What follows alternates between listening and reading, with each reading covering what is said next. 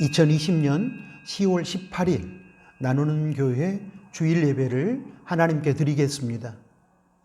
찬송가 49장, 새 찬송가 482장 함께 찬양하겠습니다.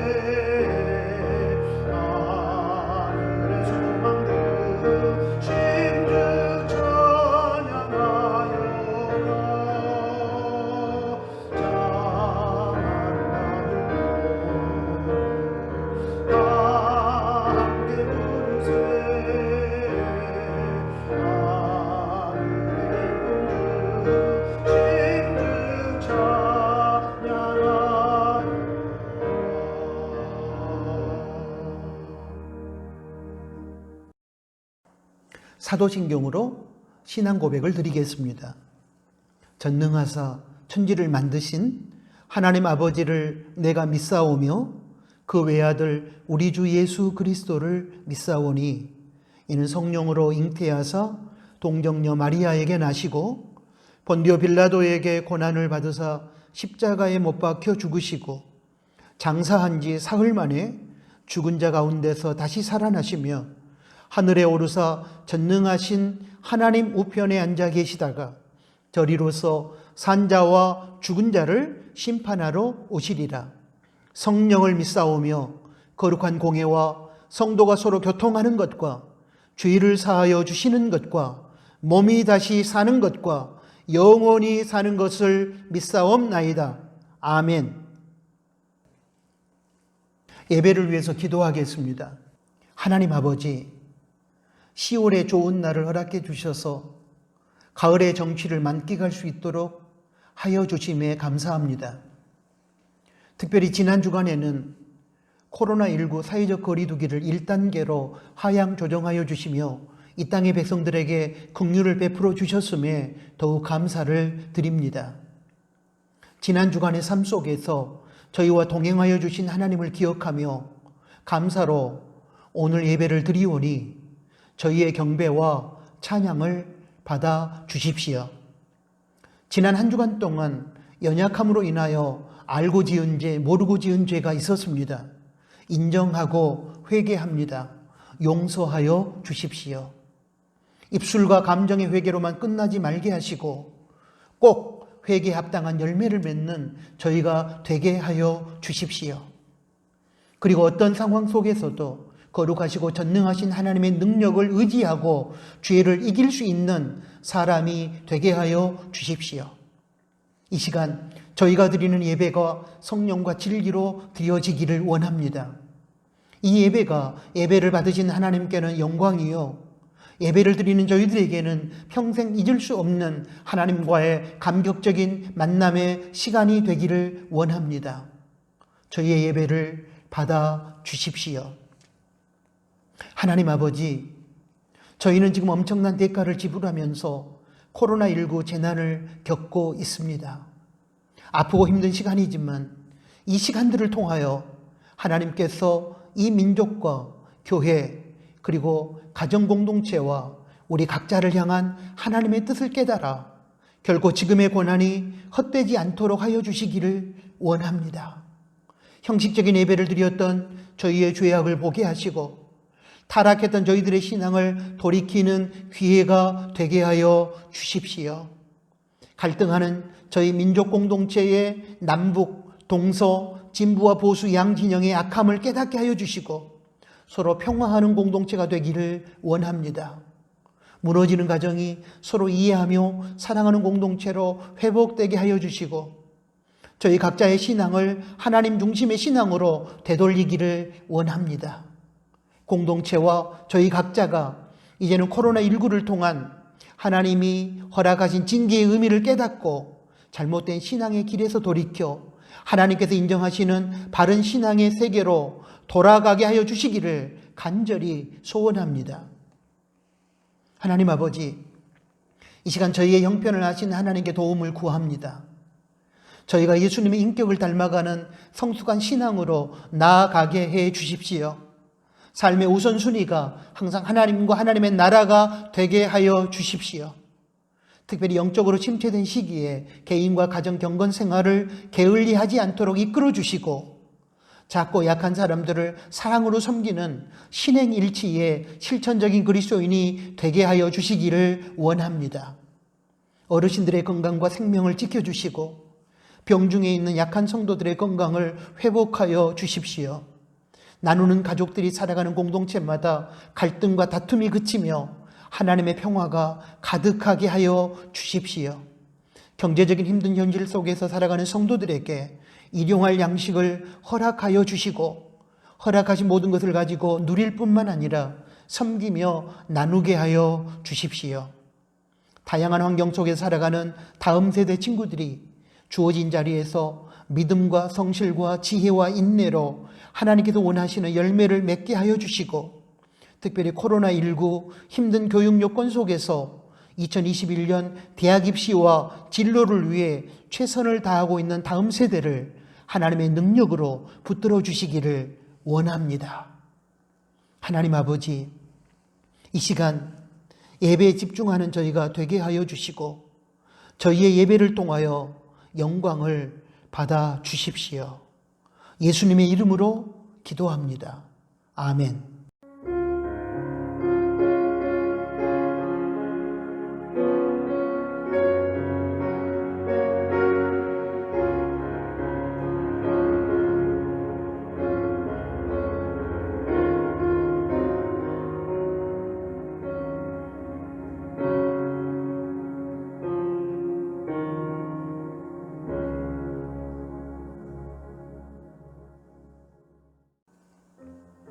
봉헌의 시간입니다.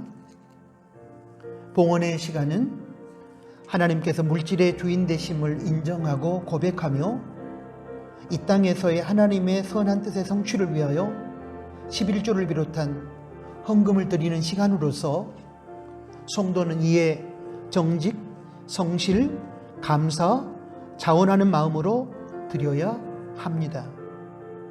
하나님께 드려진 봉헌을 통하여 하나님의 나라가 확장되고 교회의 선한 사역이 힘을 얻으며 하나님께서 원하시는 작은 자들을 위한 섬김과 나눔의 삶이 실천되어질 것입니다.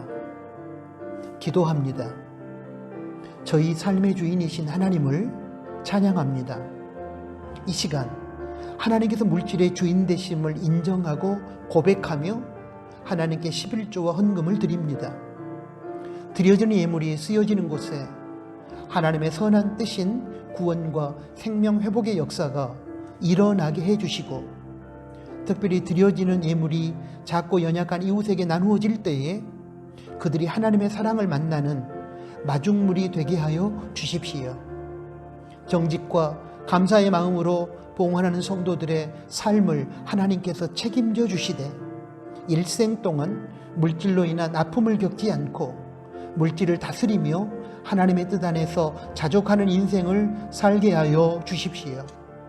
때와 필요를 따라 일용할 양식을 허락하여 주시되 나 자신뿐만 아니라 우리 모두가 하나님의 절대 사랑을 체험하는 기회가 되게 하여 주십시오.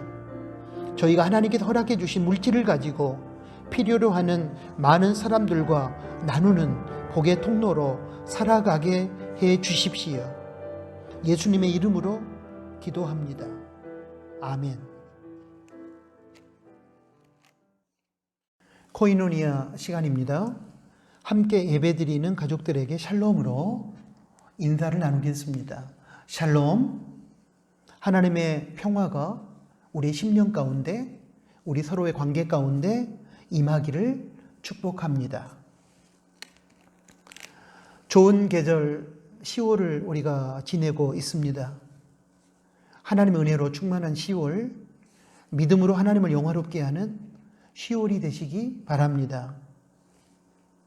사회적 거리두기가 1단계로 하향 조정되었지만 방심하지 마시고 더욱 예방수칙을 잘 지켜주시기를 부탁합니다. 비대면 예배에 대한 지침을 안내하겠습니다. 첫째, 천재지변이나 전염병이 창궐하는 등의 특수한 상황에서는 이웃의 생명을 보호하기 위한 사랑의 차원에서 온라인 비대면 예배로 드릴 수 있습니다. 둘째, 비대면 예배를 드리는 경우 교회당에서 대면 예배를 드리는 것처럼 정한 시각 오전 7시 30분이나 11시에 경건한 마음과 태도로 예배 드리십시오. 셋째, 교회당에서 공동체로 대면 예배를 드릴 수 있는 상황임에도 불구하고 편함 등의 이유로 온라인 비대면 예배를 드리지 않기를 바랍니다. 이런 경우에는 꼭 교회당에서 모이는 교회로서의 대면 예배를 드리십시오. 넷째, 대면 예배든 비대면 예배든 생활 속에서 하나님 말씀에 순종하며 살아가는 거룩한 산제사, 즉 영적 예배로 꼭 이어가시기를 부탁합니다. 영적으로 어둡고 타락한 시대입니다. 그러므로 가정과 개인 경건 생활에 최선을 다해 주시기를 부탁합니다. 매일 성경 읽기, 그리고 나눔, 매일 2회 기도하기, 그리고 가정천국의 식탁, 최선을 다해 주시기를 부탁합니다.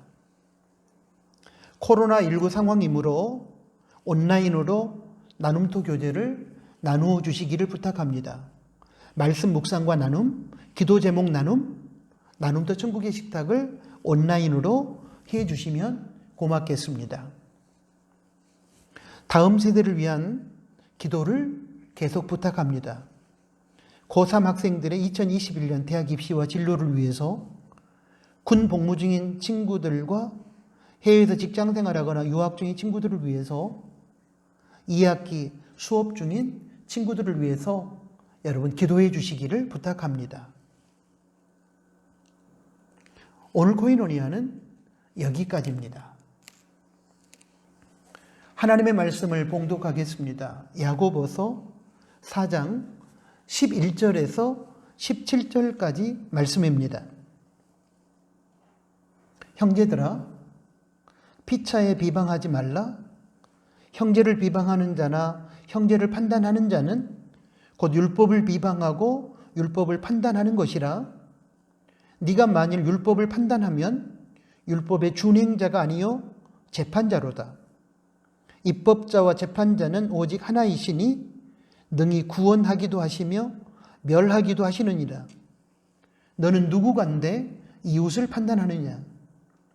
들으라, 너희 중에 말하기를 오늘이나 내일이나 우리가 아무 도시에 가서 거기서 1년을 유하며 장사하여 일을 벌이라 하는 자들아, 내일 일을 너희가 알지 못하는도다. 너희 생명이 무엇이냐? 너희는 잠깐 보이다가 없어지는 안개니라. 너희가 도리어 말하기를 주의 뜻이면 우리가 살기도 하고 이것저것을 하리라 할 것이거늘 이제 너희가 허탄한 자랑을 자랑하니 이러한 자랑은 다 악한 것이라. 이러므로 사람이 선을 행할 줄 알고도 행치 아니하면 죄니라. 아멘. 방금 봉독한 야고보서 4장 11절에서 17절 말씀을 중심으로 어떻게 살까라는 제목하에 하나님의 음성을 듣겠습니다. 이런 글을 읽은 적이 있습니다. 오늘 설교의 주제와 연관이 있다고 생각해서 소개하겠습니다. 한 곡의 노래가 순간의 활기를 불어넣을 수 있다. 한 자루의 촛불이 어둠을 몰아낼 수 있고 한 번의 웃음이 우울함을 날려보낼 수 있다. 한 가지 희망이 당신의 정신을 새롭게 하고 한 번의 손길이 당신의 마음을 보여줄 수 있다. 한 개의 별이 바다에서 배를 인도할 수 있다. 한 번의 악수가 영혼에 기운을 줄 수 있다. 한 송이 꽃이 꿈을 일깨울 수 있다. 한 사람의 가슴이 무엇이 진실인가를 알 수 있고 한 사람의 삶이 세상에 차이를 가져다 준다. 한 걸음이 모든 여행의 시작이고 한 단어가 모든 기도의 시작이다. 틱 낫 한이라고 하는 베트남 선불교의 고승, 시인이며 평화운동가 그리고 마틴 루터 킹 목사의 추천으로 노벨 평화상 후보에 올랐던 인물로 알려진 틱 낫 한의 마음에는 평화, 얼굴에는 미소라는 글 중에 나오는 이야기입니다. 저는 이 내용 중에서 한 사람의 삶이 세상에 차이를 가져다 준다는 말에 도전을 받았습니다. 한 사람의 삶이 어떠하냐에 따라 세상이 변한다는 의미심장한 말이라고 생각합니다.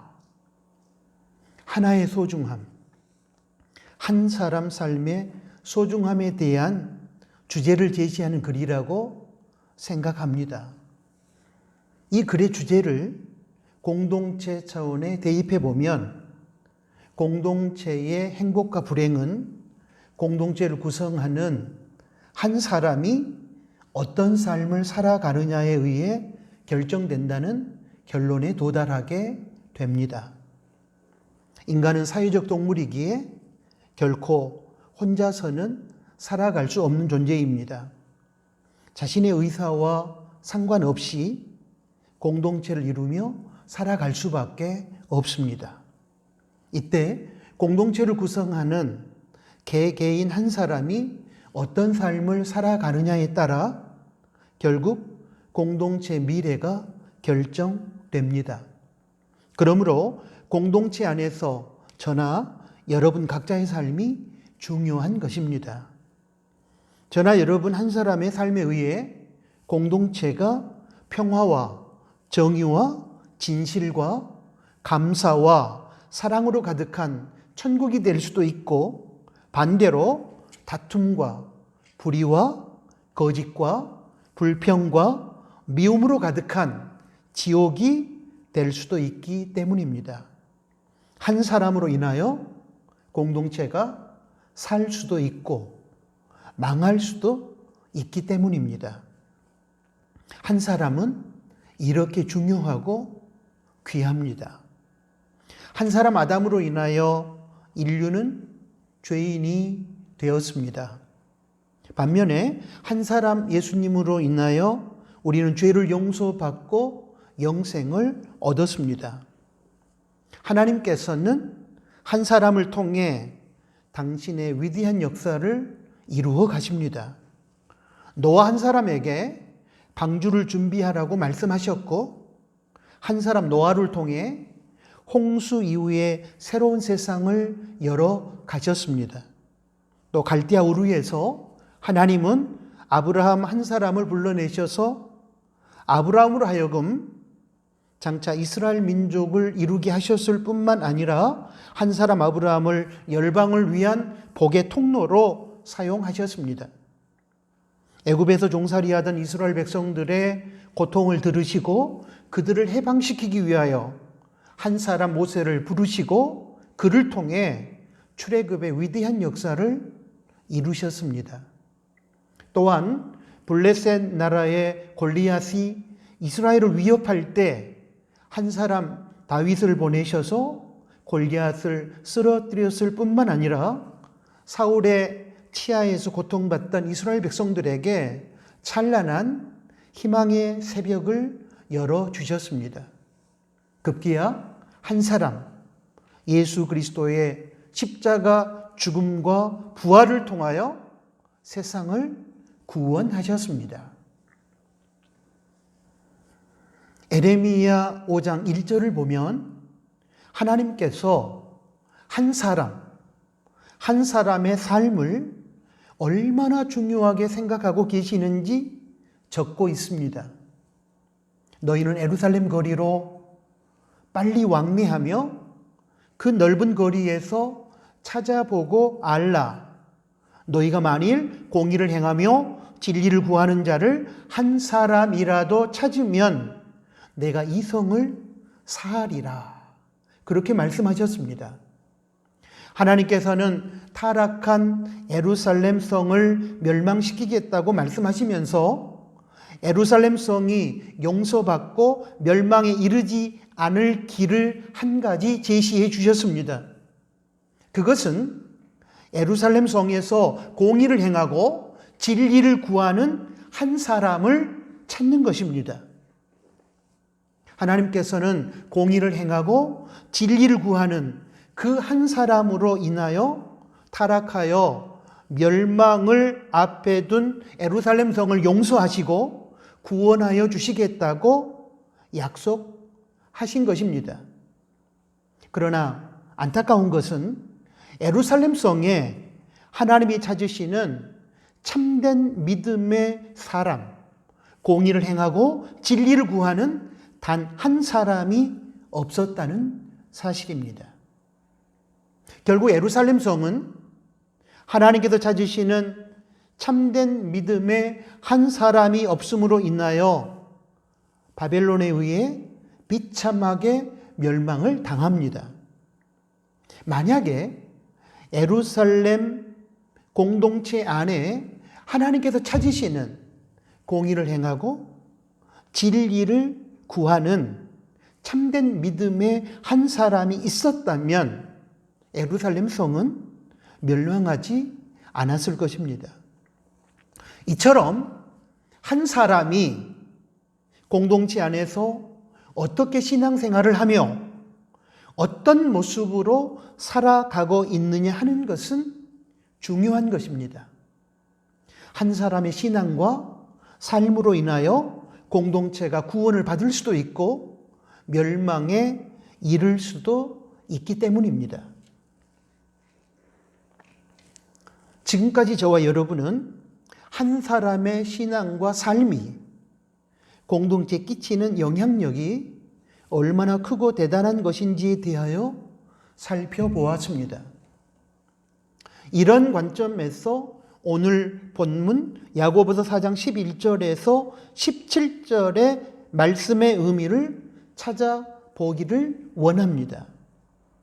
당시 초대교회 공동체 안에 공동체의 건강성과 하나됨을 위협하는 죄악들이 있었음을 야고보 사도는 밝히고 있습니다.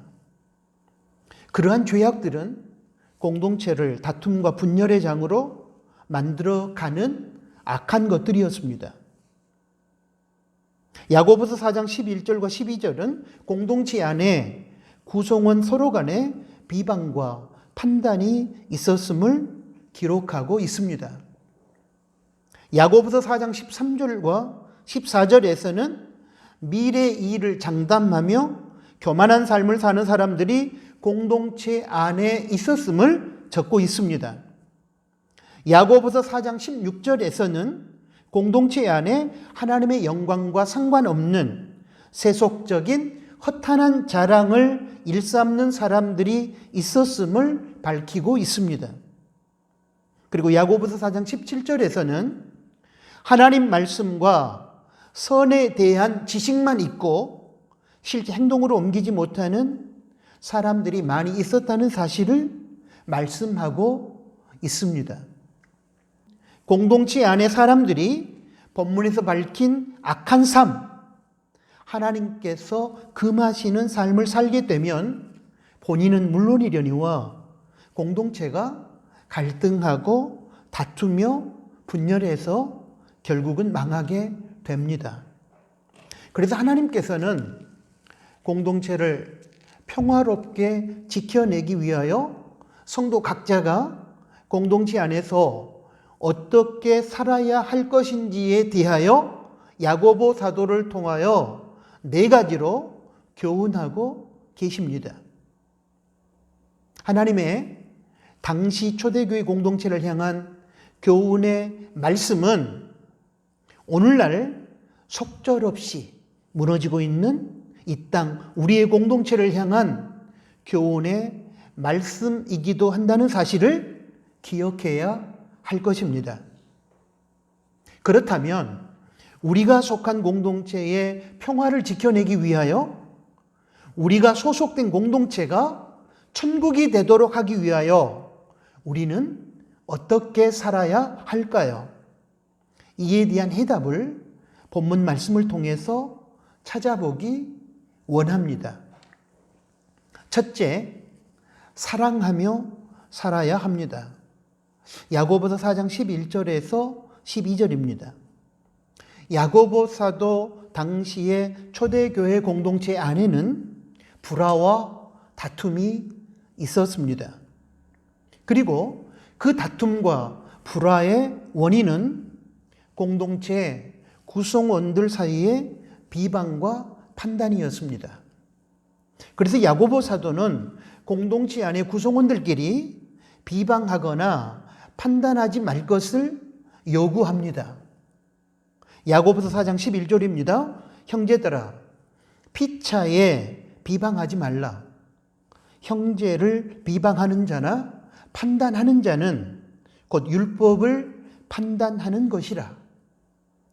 성도는 공동체 안의 형제를 비방하거나 판단하면 안 됩니다.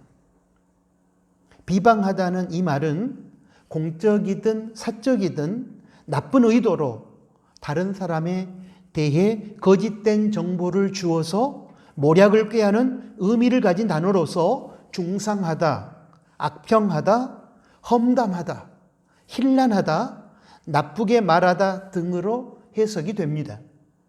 그리고 판단하다는 이 말은 다른 사람 위에 올라가서 그가 이렇다 저렇다 하며 비판하는 것입니다.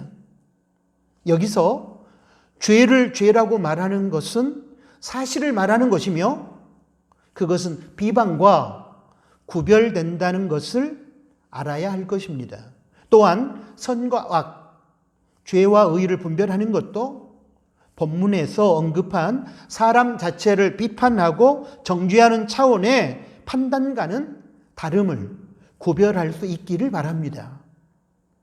비방한다는 것은 사실이 아닌 내용을 가지고 형제를 해하려는 목적으로 험담하는 것을 말합니다. 판단한다는 것은 형제 위에 재판관으로 군림하며 죄를 비판하는 것이 아니라 형제 자체를 비판하고 정죄하는 것을 의미합니다. 이러한 비방과 판단을 그치라고 야고보 사도는 지금 강력하게 말씀하고 있는 것입니다. 왜냐하면 형제를 비방하고 판단하는 그것이 율법을 판단하는 것이 되기 때문입니다. 율법 최고의 강령은 위로는 하나님을 사랑하고 좌우로 이웃을 사랑하는 것인데, 형제를 비방하고 판단하는 것은 율법의 최고 강령 중에 하나인 이웃 사랑에 반하는 것이 되기 때문입니다. 그것은 율법을 만드신 입법자로서의 하나님과 그 율법의 재판관이신 하나님을 무시하고 인간 자신이 하나님의 자리를 찬탈하는 것입니다. 인간은 오직 하나님께서 제정하신 율법의 준행자가 되어서 율법을 지켜야 하는 존재이지 재판관이 되어서는 안 됩니다. 야고보서 4장 11절 하반절을 보겠습니다.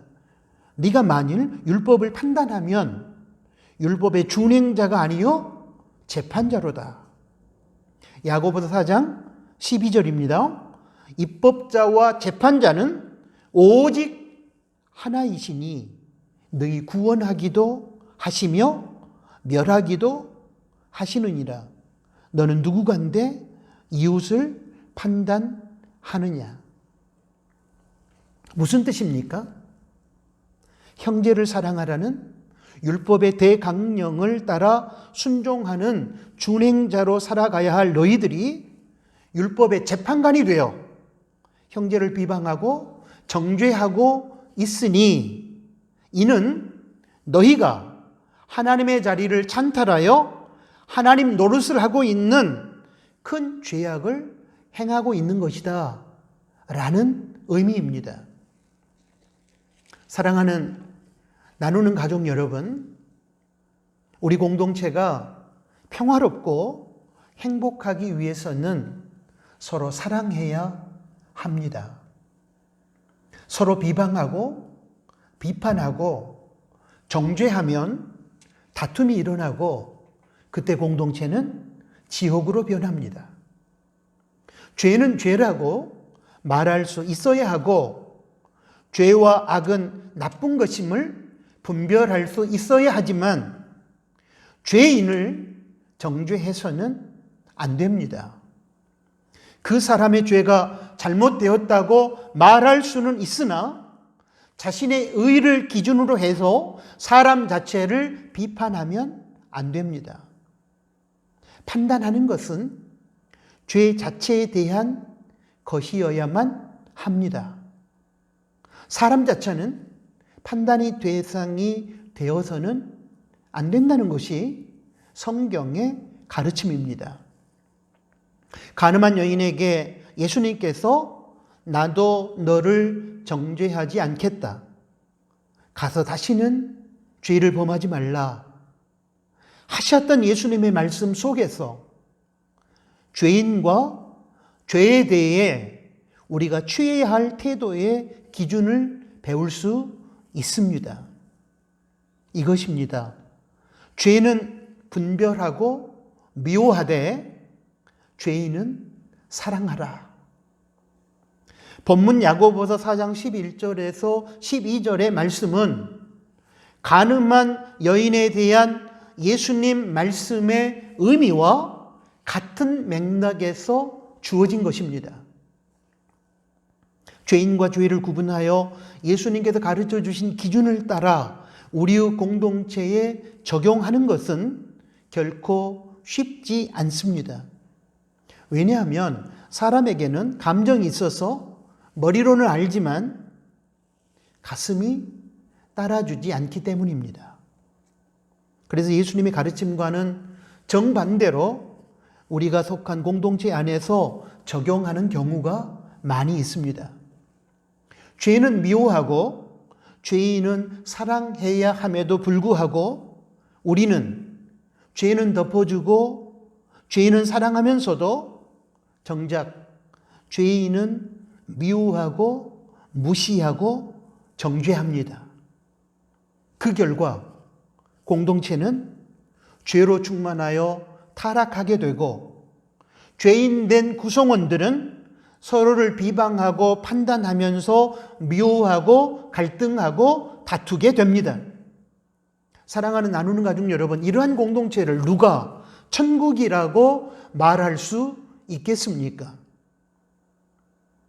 공동체를 평화하며 사랑하는 공동체로 만들어 갈 수 있는 길은 한 가지밖에 없습니다. 죄는 미워하되 그렇게 함으로 거룩함을 지키고 죄인을 사랑함으로 평화의 공동체를 만드는 것입니다. 이웃을 사랑하라는 율법의 대강령에 순종하는 준행자가 되고 율법의 재판관이 되지 않는 것입니다. 그러므로 사랑하는 우리 나누는 가족 여러분, 부탁합니다. 공동체에 여러분이 속한 가정이면 가정, 교회면 교회, 직장이면 직장, 학교면 학교, 여러분이 속한 공동체의 평화를 원하신다면, 우리가 속해 살아가는 공동체가 천국이 되기를 원하신다면 서로 비방하거나 판단하지 말고 사랑하시기를 바랍니다. 둘째, 미래 결과는 하나님께 맡기고 지금 이 자리에서 최선을 다하는 겸손한 삶을 살아야 합니다. 야고보서 4장 13절에서 14절까지의 말씀입니다. 야고보서 4장 13절은 장사꾼의 호언장담을 소개합니다. 들으라, 너희 중에 말하기를 오늘이나 내일이나 우리가 아무 도시에 가서 거기서 1년을 유하며 장사하여 이 일을 벌이라 하는 자들아. 한 장사꾼이 다른 도시에 가서 1년을 머무르며 장사를 할 계획인데 장사꾼은 자신이 분명히 돈을 벌 것이라고 장담을 한다는 내용입니다. 이에 대해서 야고보서 4장 14절은 내일 일을 너희가 모를 뿐만 아니라 미래는 하나님의 시간의 영역이기 때문에 너희가 아무리 계획을 세우고 장담한다고 해도 그대로 이루어지는 것이 아니라는 사실을 분명하게 밝히고 있습니다. 내일 일을 너희가 알지 못하는도다. 너희 생명이 무엇이냐? 너희는 잠깐 보이다가 없어지는 안개니라. 야고보서 4장 14절의 말씀입니다. 여기서 내일 일을 너희가 알지 못한다는 이 말씀은 사람이 미래를 알 수 있는 존재가 아니라는 뜻입니다. 전도서 7장 14절을 보십시오. 형통한 날에는 기뻐하고 곤고한 날에는 생각하라. 하나님이 이 두 가지를 병행하게 하사 사람으로 그 장래의 일을 능히 헤아려 알지 못하게 하셨느니라. 미래는 하나님의 시간입니다. 하나님께서는 우리 인간에게 미래의 일에 대하여 헤아려 알지 못하도록 하셨다고 말씀합니다. 또 전도서 8장 7절을 보십시오. 사람이 장래의 일을 알지 못하나니 장래의 일을 가르칠 자가 누구이랴? 장래의 일을 아는 분은 하나님뿐이시며 하나님만이 우리의 미래를 아시고 인도하신다는 의미의 말씀입니다. 그리고 너희의 생명은 잠깐 보이다가 없어지는 안개라는 야고보서 4장 14절의 말씀은 인간의 생명이 유한하다는 뜻입니다. 인간은 잠시 후의 일도 알지 못할 뿐만 아니라 마음 먹은 대로 모든 것을 할 수 있을 것 같아도 생각지 못한 사건들을 통해서 인생을 마감할 수도 있기 때문에 미래에 대하여 장담하는 인생을 살면 안 된다는 것이 본문의 교훈입니다. 여기서 한 가지 오해하지 마실 것은 본문에서 야고보 사도가 장사를 하거나 장사에서 이익을 취하는 것 자체, 그리고 장사에서 이익을 얻기 위하여 세밀하게 계획을 세우는 그 자체를 책망하는 것이 아니라는 사실입니다. 야고보 사도가 본문에서 책망하는 것은 하나님의 뜻을 고려하거나 생각하지 않고 순전히 세속적이고 인간적인 생각으로 돈을 벌려고 미래를 계획하고 자랑하고 호언장담하는 그 자체입니다. 자기 분수를 모르는 사람의 대표적인 착각이 두 가지 있습니다. 하나는 마치 자신이 미래를 다 아는 것처럼 생각한다는 것이고, 다른 하나는 마치 자신이 모든 것을 다 할 수 있다고 생각한다는 것입니다. 여기에 대하여 성경은 인간이 미래에 대하여 무지하며 많은 영역에서 무능력하다고 말씀합니다. 그러므로 자신이 미래를 모두 알고 자신이 모든 것을 할 수 있다는 착각에 사로잡혀서 하나님께 인생을 미래를 맡기지 않고 자기 마음대로 살아가는 것은 극도의 교만이라고 말할 수 있습니다. 이러한 교만에 사로잡혀 미래를 장담하며 자기 마음대로 살아가는 사람들로 인하여 공동체는 어려움을 겪게 되고 곤경에 처하게 되는 경우가 발생하는 것입니다. 그러므로 공동체가 순적하게 발전하고 나아가기를 원한다면 이러한 교만을 내려놓고 하나님께 맡기고 살아가는 겸손을 회복해야 할 것입니다. 이런 의미에서 우리는 잠언 16장 9절의 말씀을 주목할 필요가 있습니다. 사람이 마음으로 자기의 길을 계획할지라도 그 걸음을 인도하는 자는 여호와시니라. 사람이 마음으로 미래에 대한 계획을 세울 수는 있으나 자신의 무지와 무능력을 인정하고 하나님의 도우심을 구하며 주어진 자리에서 하루하루 최선을 다하고 그 결과를 하나님께 맡기는 것, 그것이 바로 겸손한 삶이라는 것입니다. 그리고 주어진 결과에 대하여 어떤 상황이든 수용하고 받아들이는 것, 그것이 겸손한 삶입니다.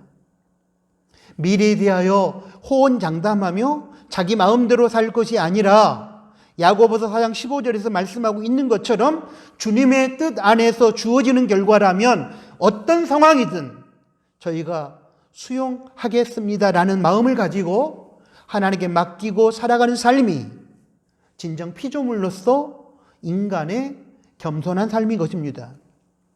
야고보서 4장 15절을 보겠습니다.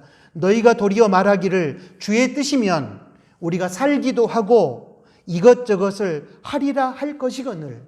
야고보 사도는 15절에서 우리에게 말씀하기를 주님의 뜻이면 우리에게 어떤 상황이 주어지더라도 살라고 하면 살고 죽으라고 하면 죽고 어떤 상황이 주어지더라도 그것이 주님의 뜻이면 예, 우리가 그렇게 하겠습니다 라고 말해야 할 것이거늘 너희는 그렇게 하지 않고 미래에 대하여 모든 것을 아는 것처럼 모든 것을 너희가 할 수 있는 것처럼 너희들이 마음대로 살면서 호언장담하고 있음을 지금 지적하고 있는 것입니다. 진정 우리가 하나님의 뜻을 이루며 살기를 원한다면 미래에 대하여 주님의 뜻이라면 주님의 뜻이면 이런 단서를 달아야 한다고 야고보 사도는 교훈하고 있는 것입니다. 주님의 뜻이 빠져버린 사람의 모든 자랑과 호언장담은 허탄한 것이며 교만한 것입니다. 반면에 주님의 뜻 안에서 주어지는 결과라면 어떠한 상황이 주어지더라도 수용하겠다는 마음을 가지고 미래의 모든 일을 하나님께 맡기고 살아가는 삶이 겸손한 삶입니다. 이러한 겸손한 삶을 통해 공동체 안에는 하나님의 뜻이 구현되고 이러한 겸손한 사람들을 통하여 공동체 구성원들은 유익을 얻게 될 것입니다. 그러므로 사랑하는 나누는 가족 여러분, 여러분이 속한 가정 공동체, 교회 공동체, 직장 공동체, 학원 공동체가 하나님의 선한 뜻을 이루고 거기 속한 구성원들이 복을 받고 유익을 얻기를 원한다면 교만을 버리고 겸손하기를 바랍니다. 셋째, 주님 안에서 자랑하는 삶을 살아야 합니다. 야고보서 4장 16절은 우리에게 허탄한 자랑을 하지 말라고 경고합니다. 왜냐하면 허탄한 자랑은 악한 것이기 때문입니다. 허탄한 자랑을 하나님을 믿는다 하면서도 하나님의 뜻을 외면한 채 자기의 재물이나 학벌, 허영이나 스펙 등을 자랑함으로 하나님으로부터 멀어지는 행위를 뜻합니다. 자기 잘난 맛에 빠져 자신의 세속적인 것들을 자랑하는 이러한 악한 행위는 공동체 안에 다른 구성원들에게 위화감을 조성합니다. 이러한 허탄한 자랑으로 인하여 공동체는 시기와 다툼과 갈등이 유발됩니다. 그러므로 공동체 안에서 서로가 따뜻하고 존경하는 관계를 형성하고 사람이 살고 싶어하는 아름다운 공동체를 만들어가기 위해서는 우리는 허탄한 자랑을 내려놓고 주님 안에서의 자랑을 회복해야 합니다. 하나님께서 우리들에게 허락하신 자랑은 주님 안에서의 자랑입니다. 주님 안에서의 자랑은 모든 일에 대하여 하나님을 자랑하는 것입니다. 모든 일로 인하여 하나님께 영광을 돌리는 것입니다. 지금 우리가 누리고 살아가는 모든 것 자체와 누리고 살아가는 자신을 자랑하지 않고 하나님께서 베풀어 주신 은혜와 사랑임을 자랑하는 것입니다. 에레미야 9장 23절을 보면 자기가 지금 누리고 살아가는 그것들을 자랑하지 말라고 말씀합니다. 여호와께서 이같이 말씀하시되 지혜로운 자는 그 지혜를 자랑하지 말라. 용사는 그 용맹을 자랑하지 말라. 부자는 그 부함을 자랑하지 말라. 자기 자신을 자랑하지 않고 자기가 누리고 살아가는 모든 것을 자랑하지 아니하는, 대신에 하나님을 자랑하고 하나님이 베풀어 주신 은혜와 사랑을 자랑하는 거기에는 세속적인 잘남이나 똑똑함이나 부유함이나 스펙이 들어설 자리가 없습니다. 그래서 상대적으로 세속적인 자랑거리를 가지고 있지 못하는 공동체 구성원들에게 위화감을 조성하지도 않습니다. 그로 인하여 공동체는 누군가를 무시하거나 업신여기는 우월감을 갖거나 다른 측면에서 누군가에 대하여 열등감을 갖지 않게 됩니다. 대신에 서로를 존경하며 높여주는 따뜻한 공동체가 될 것입니다. 이런 차원에서 우리는 세속적인 허탄한 자랑을 내려놓고 하나님이 허락하시는 주님 안에서 자랑하는 삶을 회복해야 할 것입니다. 고린도전서 1장 31절 말씀 읽겠습니다. 기록된 바 자랑하는 자는 주 안에서 자랑하라 함과 같게 하려 함이니라. 고린도후서 10장 17절도 같은 말씀입니다. 자랑하는 자는 주 안에서 자랑할지니라. 넷째, 하나님 말씀과 선을 행하는 삶을 살아야 합니다. 야고보서 4장 17절의 말씀입니다. 야고보서에서 계속 강조하고 있는 주제는 행함이 없는 믿음은 죽은 믿음이며 참된 믿음은 행함으로 증명되는 믿음이어야 한다는 것입니다. 야고보 사도는 공동체가 하나님의 기뻐하시는 공동체로 인정을 받고 공동체가 하나님의 뜻을 감당하는 능력의 공동체가 되기 위하여 알고 있는 하나님의 말씀과 선에 대하여 아는 것으로만 끝내지 말고 실천에 옮겨 행해야 한다고 말씀하고 있습니다. 4장 17절입니다. 이러므로 사람이 선을 행할 줄 알고도 행치 아니하면 죄인이라. 알면서도 행하지 않는 것은 죄입니다. 아는 것만으로는 개인의 삶과 공동체의 어떠한 선한 변화도 이루어지지 않습니다. 아는 것을 행동으로 옮겨야만 거기에 능력이 나타나고 변화가 일어납니다. 전도서 3장 12절을 보십시오.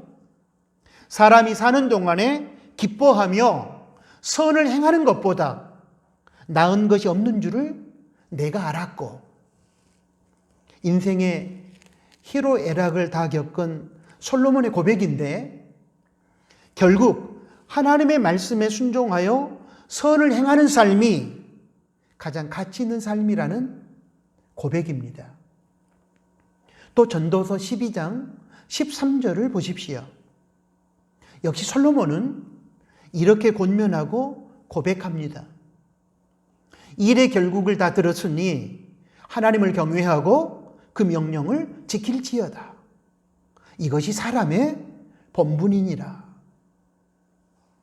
결국 하나님을 경외하고 하나님의 명령을 지키며 사는 것이 피조물로서의 사람의 마땅한 본분이라는 고백입니다. 하나님을 사랑하고 경외하는 증거는 하나님 말씀에 순종하는 것입니다.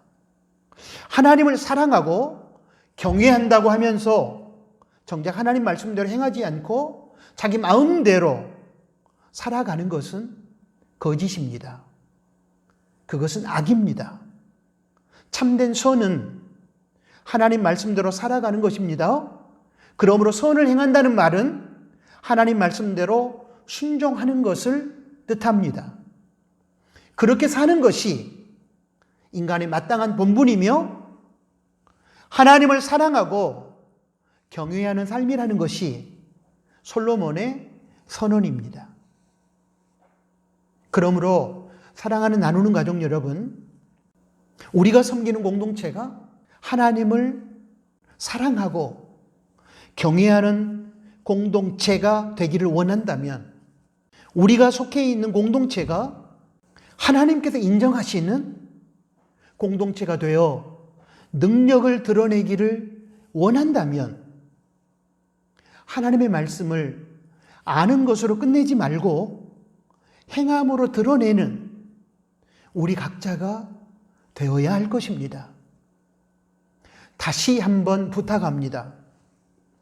하나님 말씀을 아는 것에서 끝내버리는 죽은 믿음을 내려놓고 알고 있는 하나님의 말씀을 행함으로 드러내어 하나님께 인정받을 뿐만 아니라 공동체 안에 하나님의 능력을 드러내는 그 한 사람이 되십시오.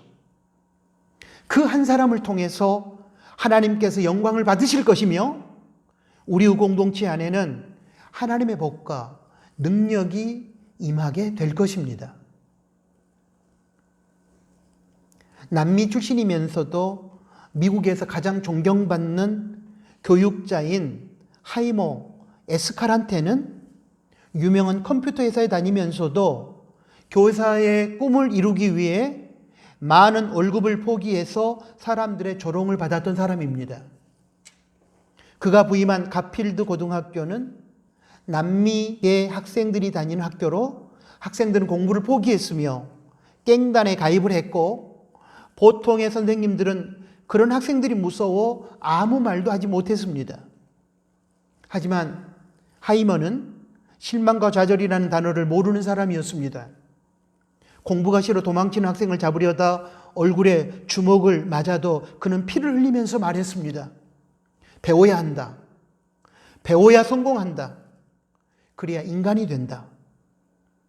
이런 열정에 탐복한 아이들은 구구단도 모르는 상태에서 하이머에게 방학 동안에 고등수학을 배웠고 마침내 전국 고등학교 2%만 지원할 수 있는 고등학교 시험에서 18명 전원이 합격을 했습니다. 하지만 기쁨도 잠시 위원회에서는 남미계 학교라는 이유로 부정행위를 했을 것이라며 합격을 모두 취소했습니다. 아이들이 상처받을 것을 우려해 하이머는 재시험을 요청했고 결국 더 어려운 문제와 철저한 감독하에 재시험을 허락받았습니다. 결과는 다시 전원 합격으로 전국에 대서특필되며 하이먼은 미러클 메이커로 불려졌습니다. 한 사람의 영향력이 이렇게 중요한 것입니다. 한 사람, 하이머 에스카란테 선생님의 헌신적인 수고와 노력으로 깽단에 가입하고 타락한 인생을 살아간 학생들이 정말 새로운 인생을 살게 되었던 것입니다. 하이머의 노력으로 가필드 학교는 18명의 합격자를 배출한 이래로 꾸준히 그 숫자가 늘었고 구구단도 못 내오는 문제아들이 다니는 그 학교에서 이제는 명문대 합격자를 꾸준히 배출하는 명문고교로 바뀌게 되었습니다.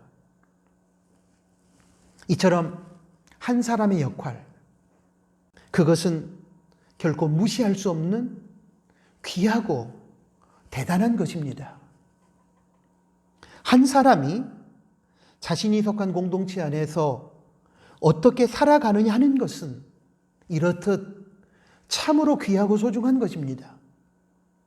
한 사람, 한 사람의 삶을 통해서 공동체가 변화되며 공동체의 운명이 결정되기 때문입니다.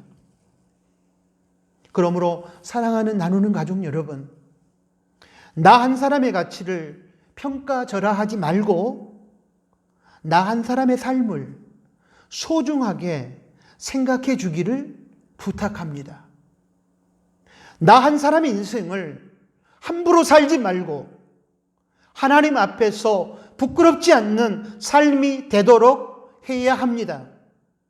인생의 마지막에 지나온 세월을 돌아보았을 때 후회하지 않는 삶이 되기를 부탁합니다. 나 한 사람의 귀함과 나 한 사람의 신앙과 삶의 중요성을 배웠다면 나 하나쯤이야라는 생각 속에서 자기 살고 싶은 대로 살았던 삶을 내려놓고 이제부터는 내게 주어진 삶의 모든 자리에서 최선을 다하여 하나님께서 인정하는 삶을 살아가시기를 부탁합니다. 야고보서 4장 11절에서 17절 지금까지 살펴봤던 말씀처럼 형제를 비방하지 말고 사랑하며 살아야 합니다. 교만하지 말고 겸손하게 살아야 합니다. 허탄한 자랑을 버리고 주님 안에서 자랑하는 삶을 살아야 합니다. 하나님 말씀을 머리로 아는 것으로만 끝내지 말고 행하는 삶을 살아야 합니다. 공동체 안에 누군가에게 그렇게 살라고 말하지 말고 우리 각자가 그렇게 살아야 할 것입니다. 왜냐하면 하나님께서 찾으시는 그 한 사람, 하나님의 뜻 안에서 참되게 살아가야 할 그 한 사람은 나 자신이기 때문입니다. 나 한 사람의 참되고 바른 신앙과 삶을 통하여 우리의 공동체가 천국으로 변화될 것이기 때문입니다. 아멘. 하나님 아버지, 귀한 말씀 들려주심을 감사합니다. 나 한 사람의 가치를 평가절하하고 나 혼자쯤이야 그렇게 생각하며 우리 마음대로 인생을 살아왔습니다. 이제는 이런 어리석고 교만한 삶을 내려놓고 나 하나의 삶이 얼마나 소중한지를 깨닫고 나로 인하여 우리의 공동체와 공동체에 속한 수많은 사람들이 유익을 얻고 복을 얻을 수 있는 삶을 살기를 원합니다. 하나님 앞에서 이 공동체를 위하여 내가 어떻게 살아야 될 것인지를 고민하게 하시고 오늘 주신 주님의 해답을 찾아 그렇게 삶으로 하나님께 영광 돌려드릴 뿐만 아니라 공동체를 아름다운 세상으로 변화시켜가는 귀한 사람들이 되게 하여 주옵소서. 예수님의 이름으로 축복하며 기도합니다. 아멘. 파송 찬양 드리겠습니다. 찬송가 356장, 새 찬송가 216장, 오늘 주신 설교 말씀을 생각하며 함께 찬양합니다.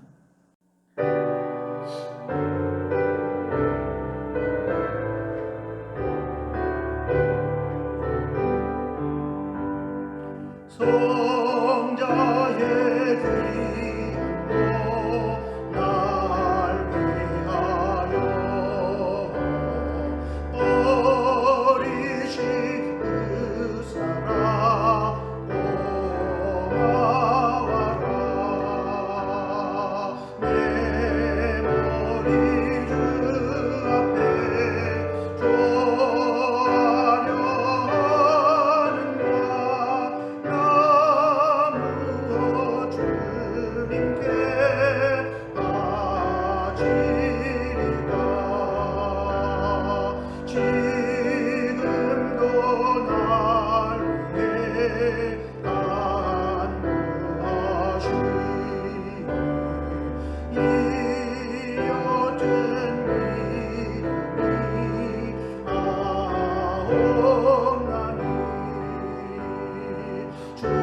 주님의 천사라 고마고 놀라워 찬송과 기도를 쉬지 않네.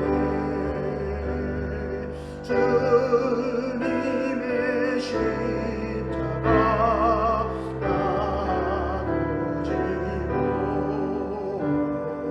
진실한 믿음과 마음으로 경배의 사랑과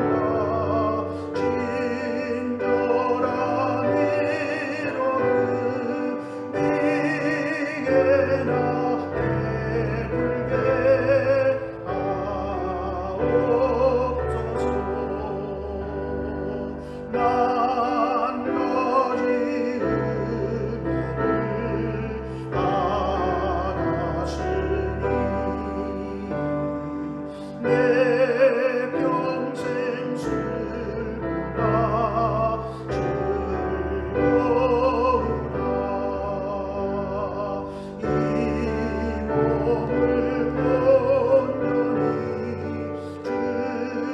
주님께 바쳐서 주님만 위하여 늘 살겠네.